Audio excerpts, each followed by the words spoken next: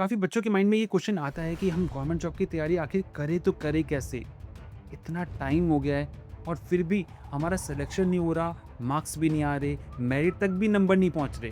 तो आज मैं कुछ गलतियां बताने वाला हूं जो स्टूडेंट अक्सर अपनी लाइफ में करते हैं। बस इन गलतियों को ध्यान से सुनना। जब आप इन्हें ध्यान से सुनोगे ना, इसे समझोगे, फील करोगे कि हाँ, मैंने ऐसा अपनी लाइफ में किया है, तब आपको अपनी गलती का एहसास होगा। तब आप उसे इम्प्रूव कर पाओगे। लेकिन अगर आपने इसे जल्दी से 2x के स्पीड में देखना शुरू कर दिया और इसको फील नहीं किया, तो प्लीज़ इस वीडियो को स्किप कर दो। क्योंकि जब तक आप इन बातों को फील नहीं करोगे ना, तब तक आपको एहसास नहीं होगा अपनी गलतियों का कि क्या हम कुछ छोटी-छोटी गलतियाँ जो शायद हमें पता भी होता है, लेकिन फिर भी हम उसे इग्नोर कर देते हैं। तो बिना किसी देरी की बात करते हैं उन गलतियों की। तो पहली गलती जो स्टूडेंट्स की होती है ना, वो ये होती है कि वो कोई अपना पहला फिक्स टारगेट नहीं रखते। जो भी फॉर्म निकलता है ना, सबको भर देते हैं। अच्छी बात है, भरना चाहिए, आपकी प्रैक्टिस होती है, लेकिन टारगेट ना किसी एक को लेकर चलना चाहिए। जब तक आप फोकस्ड नहीं होगे, आप उस एग्ज़ाम को क्लियर नहीं कर सकते। इसलिए सबसे पहले किसी एक एग्ज़ाम को टारगेट बनाओ, उसका सिलेबस देखो। अब आपने टारगेट बना लिया है, अब आपका सेकंड स्टेप है कि उसका सिलेबस सर्च करना। काफ़ी बच्चों को यही नहीं पता होता कि किस एग्ज़ाम में क्या आने वाला है। हाँ, ठीक है कि हर एग्ज़ाम में लगभग सेम ही आता है, लेकिन इट डज़न्ट मीन कि आप सभी को एक ही तराजू में तोलेंगे। अगर आपके पास एक फिक्स पैटर्न होगा, फिक्स सिलेबस होगा, तो आपका फोकस ज़्यादा बना रहेगा। आप दूसरी गलती करते हैं कि आप सिलेबस को सर्च नहीं करते हो और उसे नोट डाउन नहीं करते हो।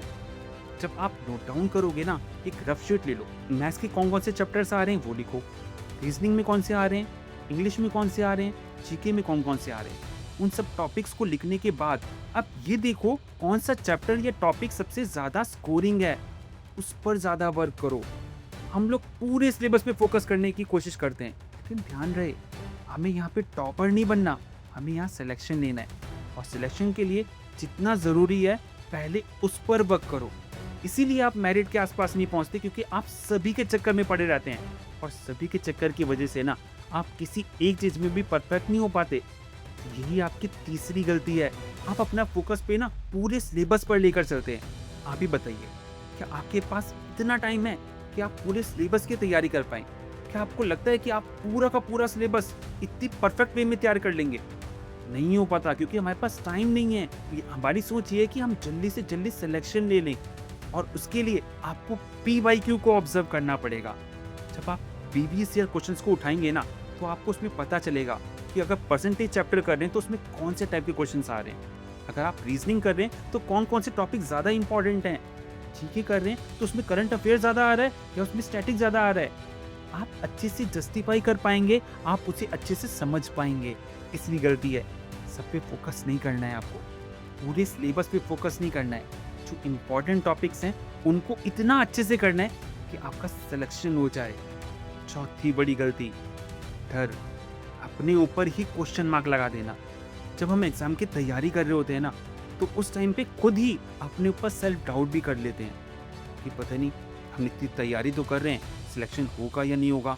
ऐसा ना हो कि ये क्वेश्चन आए ना, जो हमने पढ़ा है वो आए ना। अरे पापा, क्यों प्रिडिक्शन कर रहे हो? आपका काम है मेहनत करना। अगर आपने प्रीवियस ईयर क्वेश्चन को सही से ऑब्जर्व किया होगा ना, तो आपको पता होगा कि किस तरह के टॉपिक आ रहे हैं, आप उन्हीं पे तो वर्क कर रहे हैं। यही तो मैं बताना चाह रहा हूँ आपको। फिर भी अपने ऊपर डाउट कर रहे हैं कि ये आएगा या नहीं आएगा। ये सेल्फ डाउट करना बंद करो, क्योंकि ये सेल्फ डाउट ही ना आपको जो आता है उसको भी ईजिली बुला देगा आपके माइंड से।